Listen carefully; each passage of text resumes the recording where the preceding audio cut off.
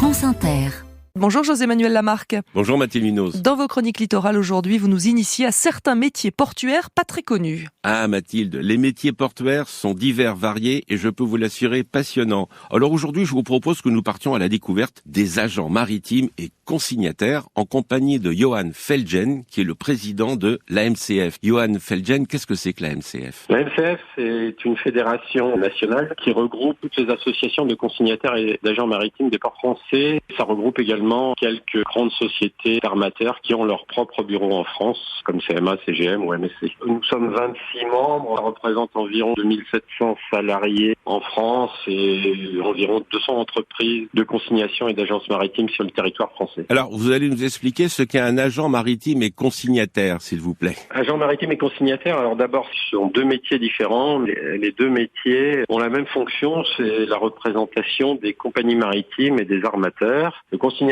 lui, va s'occuper d'organiser l'escale du navire. L'agent maritime, lui, n'exerce que dans le cadre des lignes régulières et c'est un agent commercial qui est donc chargé de trouver de la marchandise pour remplir les navires, mais également chargé d'organiser tous les flux logistiques pour que cette marchandise transite convenablement par le port et charge des navires, ainsi que toute la documentation et la facturation qui tourne autour de ces flux de marchandises. Si j'ai bien compris, Johan Felgen, on imagine un armateur grec qui va envoyer un de ses cargos vers la France. Donc ce sont des agents maritimes et consignataires qui vont représenter cet armateur grec parce qu'ils ont signé un contrat avec lui ou la société qui les embauche a signé un contrat. Tout à fait. Alors il y a deux types de contrats. Les consignataires, c'est souvent un contrat à l'escale, puisqu'un consignataire est chargé d'organiser une escale de navire. Ça peut être également un contrat annuel pour lequel le consignataire est chargé d'organiser toutes les escales d'un même armateur. L'agent de ligne, lui, il travaille sur le long terme, donc ce sont minimum des contrats annuels, puisqu'il est chargé d'être le représentant permanent de la compagnie maritime dans le port avec tous les intérêts commerciaux qui vont avec.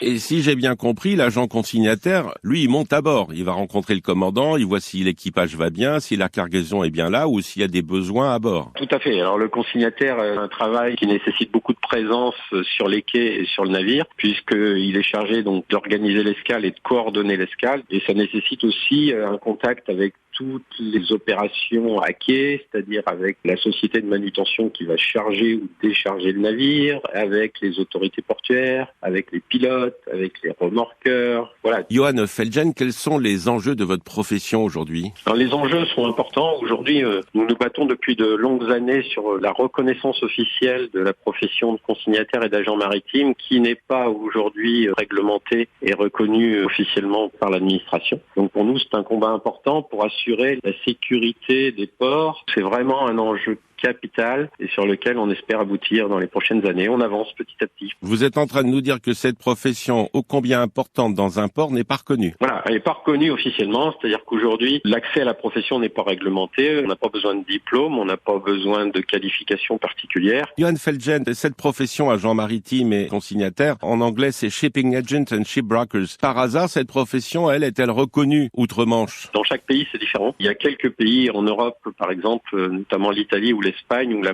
profession est bien réglementée. L'Italie a créé depuis de nombreuses années une sorte de licence de consignataire et qui doit être réglementée avec un accès à la profession et des compétences qui vont avec. Nous, le souhait, c'est que nous arrivions, si possible, à une réglementation nationale cohérente qui s'inspire de ce qui se fait le mieux en Europe. J'oserais une phrase maritime, vous êtes vent debout. C'est ça, tout à fait.